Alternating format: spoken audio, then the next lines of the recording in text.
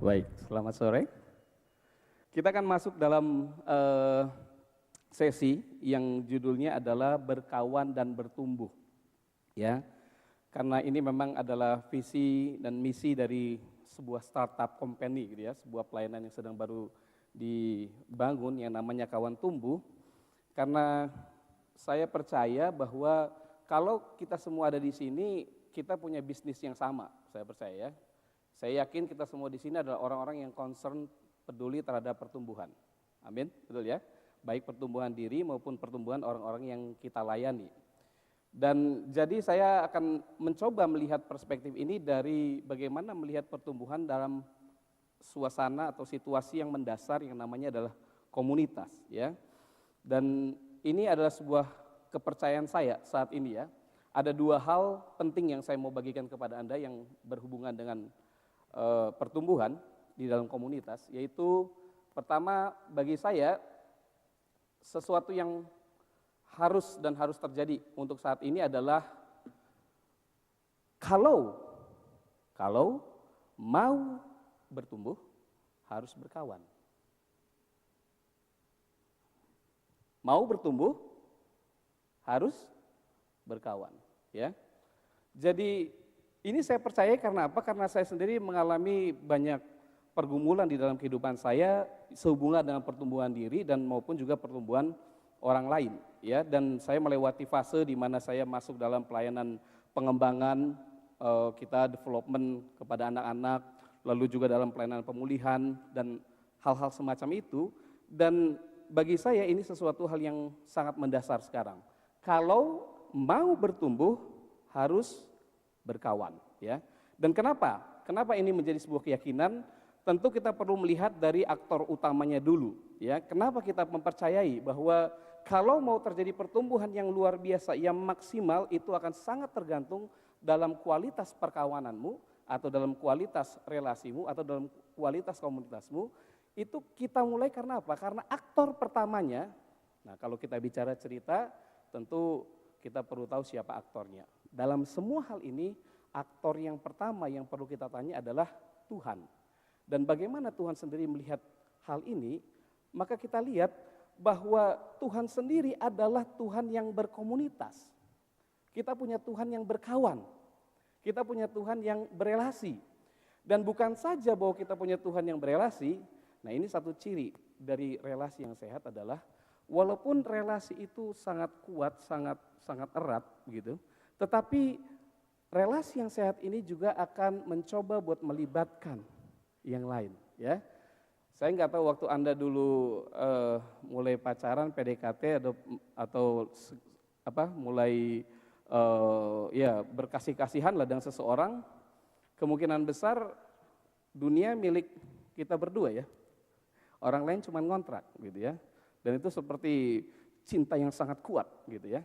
Tetapi saya rasa juga begitu kita cinta itu mulai mature, menjadi dewasa, walaupun keberadaan kedua belah pihak memuaskan, tapi kita juga ingin ada orang lain terlibat nggak dalam cinta itu ya.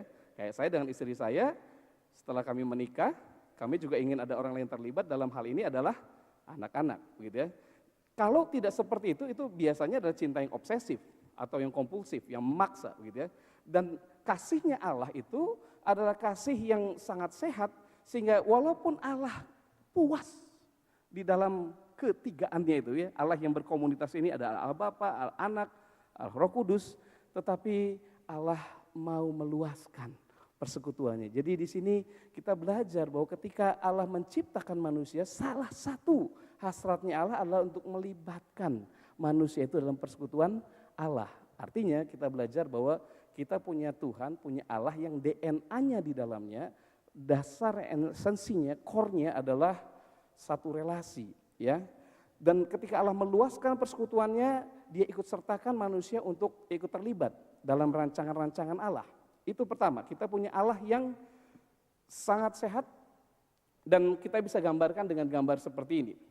Ada kesatuan Bapa, Anak, dan Roh Kudus. Dan satu hal dari kesatuan ini adalah ini kesatuan di dalam perbedaan. Ada 3 pribadi dalam satu esensi, ya, 3 pribadi yang berbeda.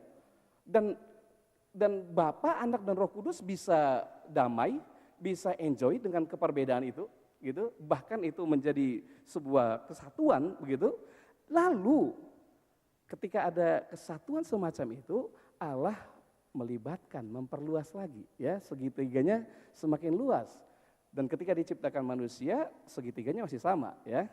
Kita punya Allah, punya aku dan sesamaku. Segitiga yang sama. Artinya apa? Ketika Allah menciptakan kita, DNA-nya itu disalurkan di situ, ya.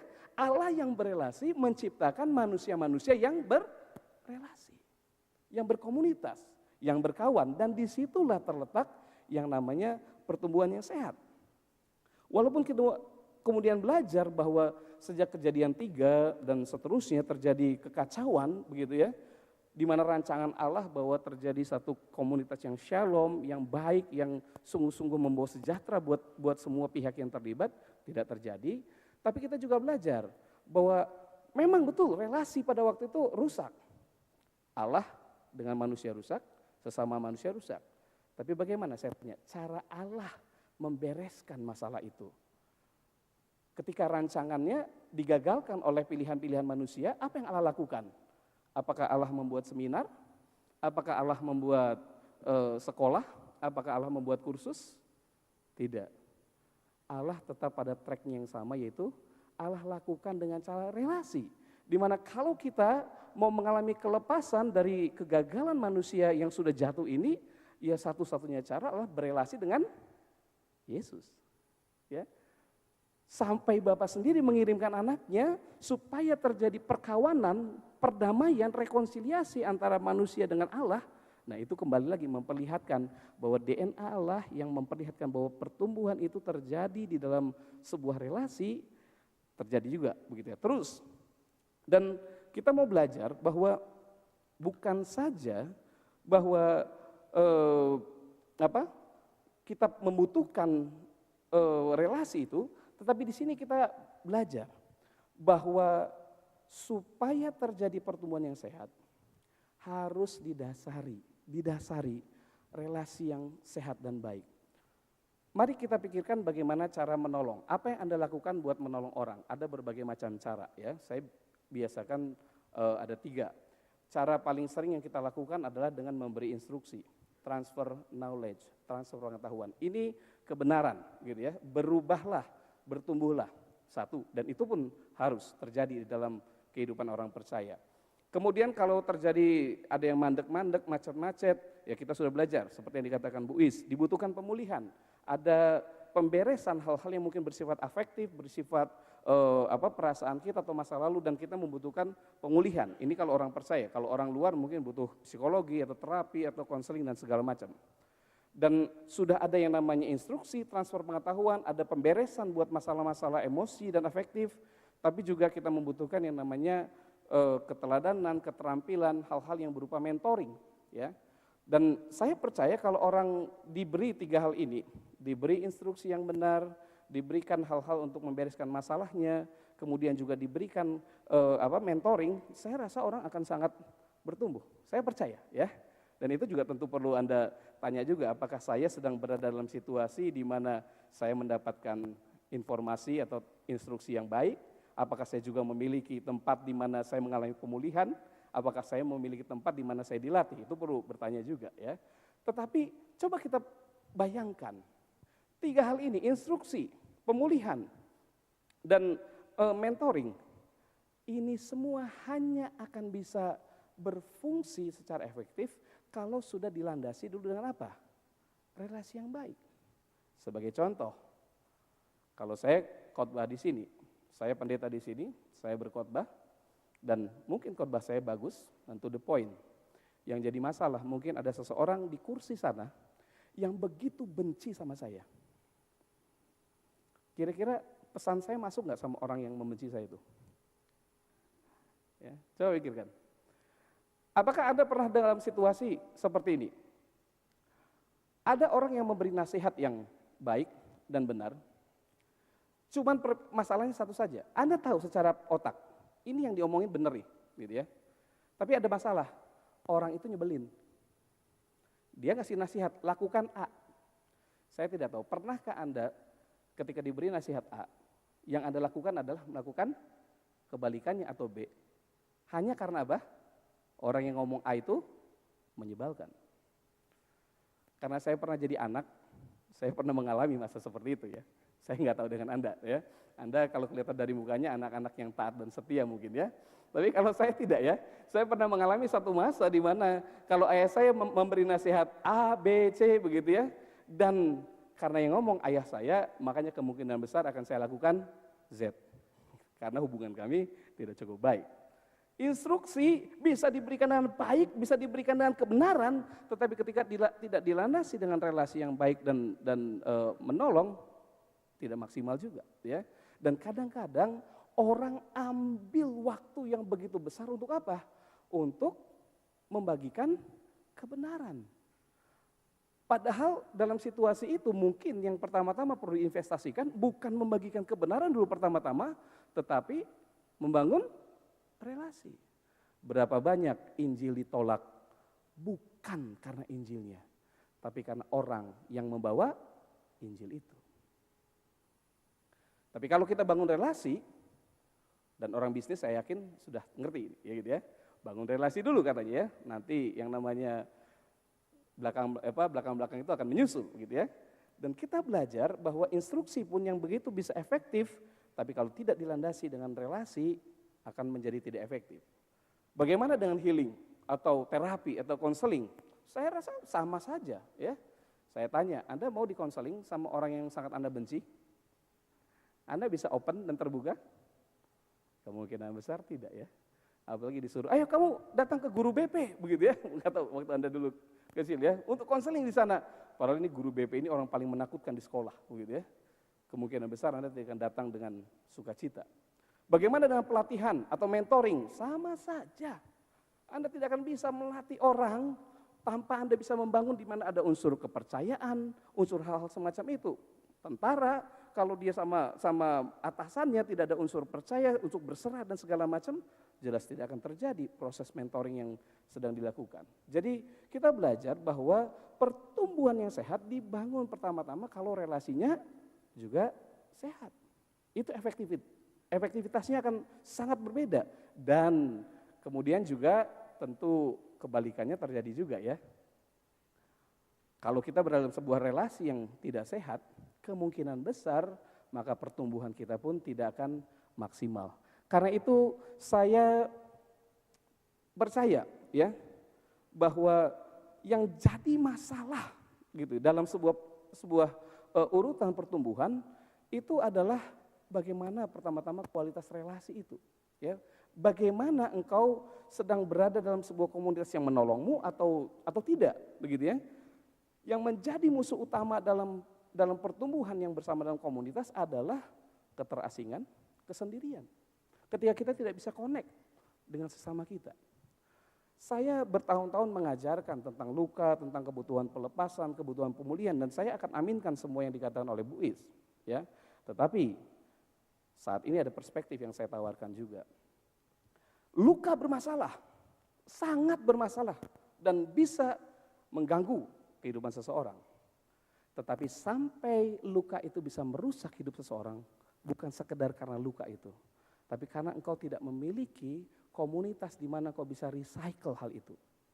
Ya, coba bayangkan kalau engkau terluka pada saat ini, bermasalah dan terluka, tapi kamu punya lingkaran di sekelilingmu, ya. Dan ketika kamu terluka, mereka bisa memprosesnya. Kira-kira luka itu bisa mengalami kesembuhan tidak? Ya, dengan orang-orang yang adalah komunitas paling dekatmu. Tapi yang akan jadi masalah adalah apa? Kalau kamu tidak memiliki satu orang pun, satu situasi pun, satu komunitas pun di mana kamu bisa merecycle atau memproses luka itu dan kamu pegang itu dan itu berlangsung tahun demi tahun, demi tahun, gitu. Ya. Sehingga ketika datang untuk ditolong, Pak, saya sudah bermasalah ini dari 30 tahun yang lalu. Dan belum pernah ada satu orang pun yang tahu masalah ini, yaitu masalahmu. Bukan luka itu sendiri, Tapi karena di dalam 30 tahun itu tidak pernah ada satu tempat di mana kamu bisa memproses luka itu. Dan kita mau belajar, kalau begitu bagaimana yang seharusnya terjadi? Ya, saya percaya, sungguh percaya bahwa pertumbuhan yang sehat adalah ketika orang percaya itu bersama-sama bertumbuh, ya, di dalam komunitas di mana kita berada. Itu yang kita katakan bahwa bertumbuh atau pertumbuhan itu perlu berkawan, ya. Dan kualitas relasimu akan sangat menentukan atau bahkan mempengaruhi bagaimana kualitas pertumbuhanmu. Dan kalau saya bicara komunitas, komunitas seperti apa? Ya komunitas yang tentu dekat. Ya, dekat itu seperti apa? Berarti orang yang sering itu bicara frekuensi, ya, sering ketemu, sering jumpa, sering ngobrol, sering ada di hati kita, tapi juga adalah orang-orang penting. Orang penting adalah apa? Orang-orang yang sangat berdampak buat hidup kita. Dan itu adalah tempat di mana kita akan sangat maksimal bertumbuh. Bertumbuh perlu berkawan. Dan saya yakin sampai sejauh ini banyak dari Anda akan berkata, ya, kami sudah tahu, sudah mengerti, ya, bahwa dibutuhkan komunitas untuk supaya kita bisa bertumbuh. Karenanya saya memberikan pemahaman yang kedua. Bukan saja bahwa engkau kalau mau bertumbuh butuh berkawan, butuh komunitas, tapi juga kebalikannya juga sama. Berkawan pun perlu bertumbuh. Artinya belum tentu engkau berada di sebuah tempat atau komunitas yang menolongmu untuk bertumbuh. Belum tentu, itu masalahnya. Ya. Jadi kalau kita bicara komunitas, saya yakin, hakul yakin, kita semua sudah memiliki komunitas, pasti. Pak, saya sudah punya komsel, saya sudah punya orang-orang dekat, saya sudah punya orang-orang saya ketemu tiap hari di apapun, whatever, ya. Dan pertanyaannya adalah, apakah komunitas yang sedang kita ada sekarang ini adalah komunitas yang menolong kita untuk bertumbuh bersama-sama? Itu pertanyaannya, ya. Karenanya saya akan menawarkan beberapa hal yang secara pengalaman dan secara profesional maupun secara pribadi merupakan hal-hal yang menjadi penghalang, ya. Anda mungkin sudah dalam komunitas, tapi apakah komunitas ini menggambarkan ciri-ciri seperti ini? Kita mulai penghalang pertama. Apakah komunitasmu dibangun, nah tadi DNA-nya dari Tuhan apa tadi? Kesatuan di dalam perbedaan. Nah ini pertanyaan buat kita. Apakah komunitas di mana kita sekarang berada adalah sebuah komunitas yang dibangun di atas dasar ini, kebenaran ini? Bahwa perlu ada penerimaan untuk orang-orang yang berbeda, perlu ada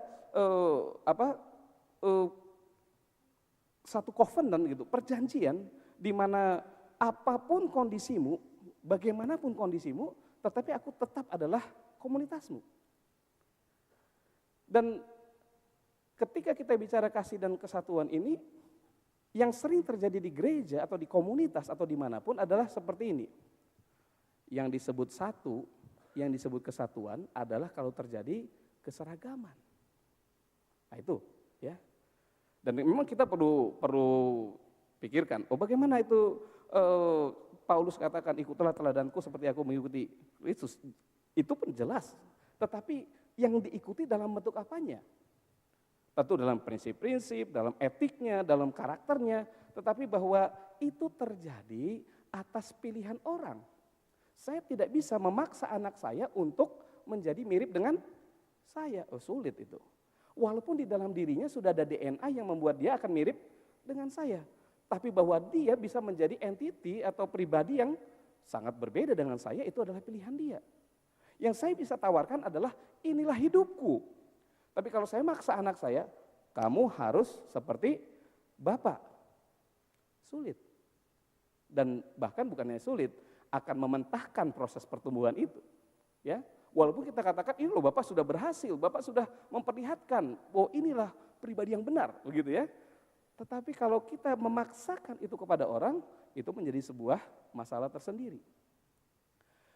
Apakah saya berada di dalam sebuah situasi, dalam sebuah komunitas yang menolong saya untuk bisa hidup dalam penerimaan satu sama lain, dan bukan aja menerima ya, menerima dengan sukacita.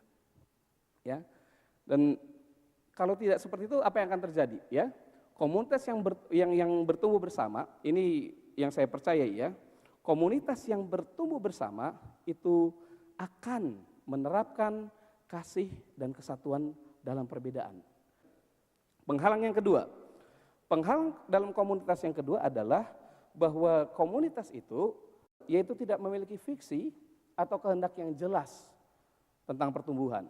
Ya, Dallas Willard katakan bahwa pertumbuhan itu harus intentional, ya, perlu ada satu tujuan yang kita harapkan terjadi, pengharapan, ya, ini yang saya inginkan terjadi.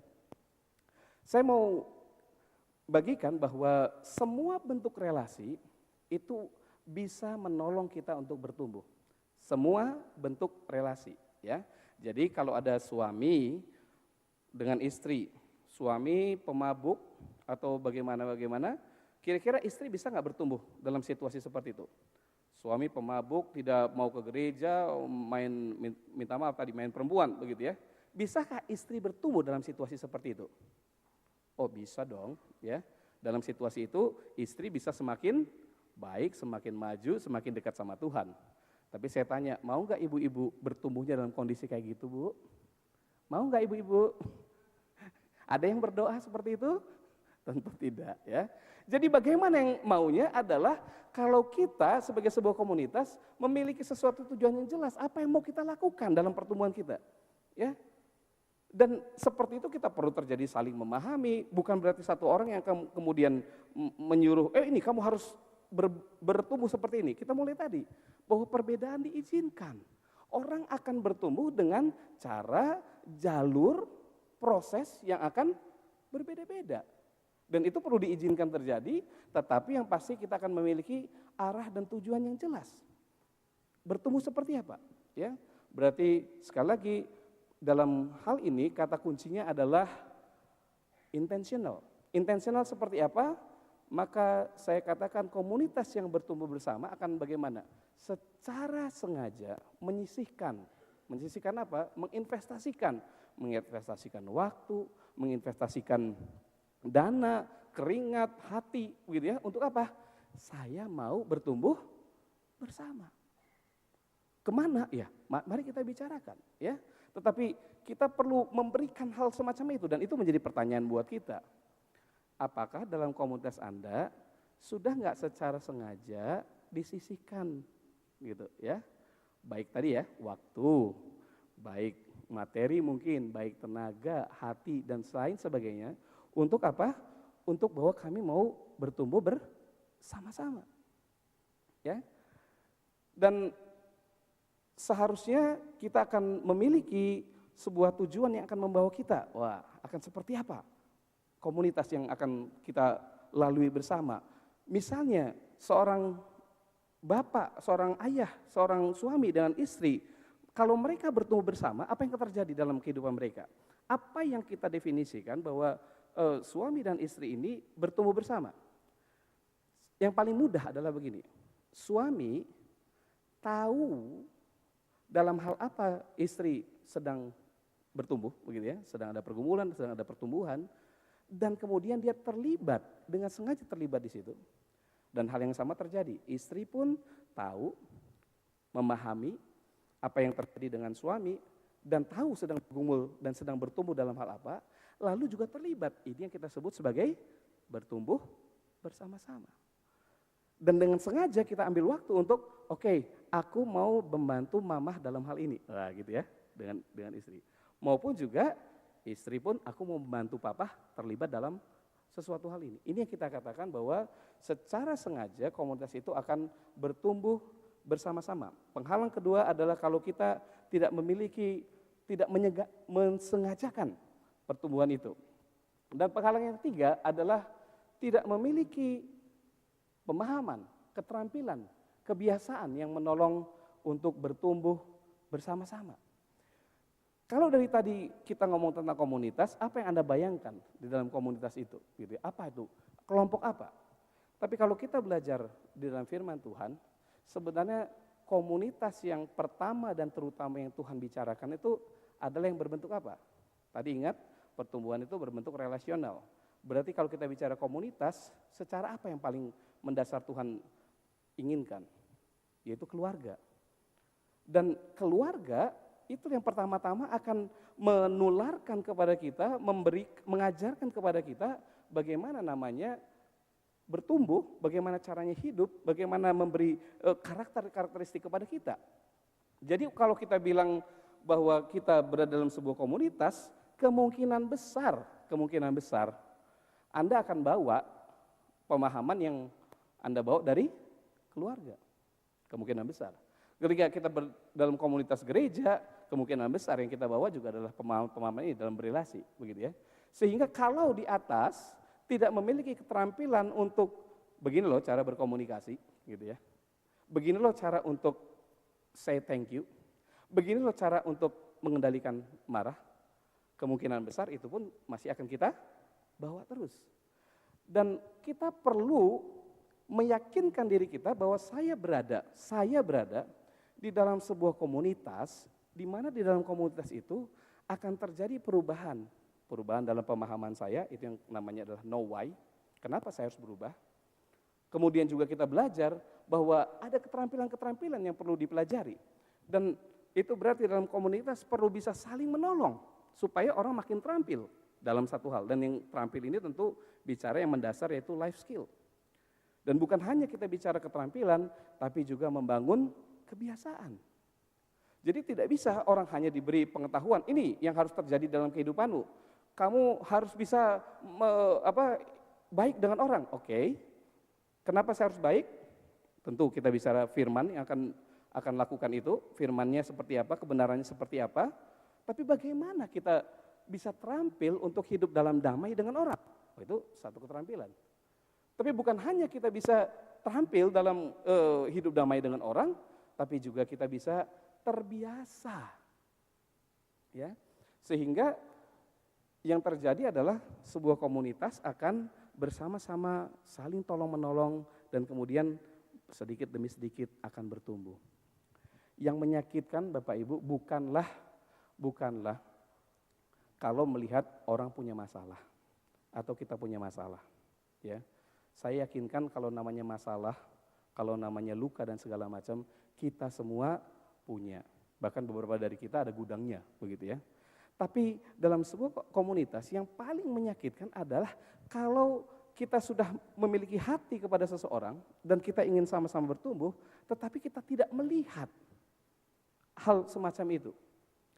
Kalau kita punya teman yang punya kebiasaan-kebiasaan jelek, ya kita harapannya kita terima dia, kita mau terima dia. Tapi coba bayangkan setelah 5 tahun, 7 tahun, 10 tahun, masih seperti itu.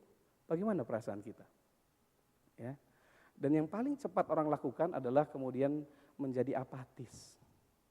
Ya.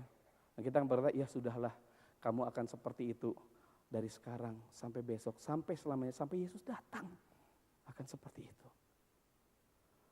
Itu karena apa? Karena kita tidak memiliki keterampilan di dalam komunitas kita sendiri untuk bertumbuh. Dan yang keempat adalah tidak bertumbuh dari dalam keluar. Karena apa? Karena lupa bahwa pekerjaan pertumbuhan adalah dari Allah Tritunggal.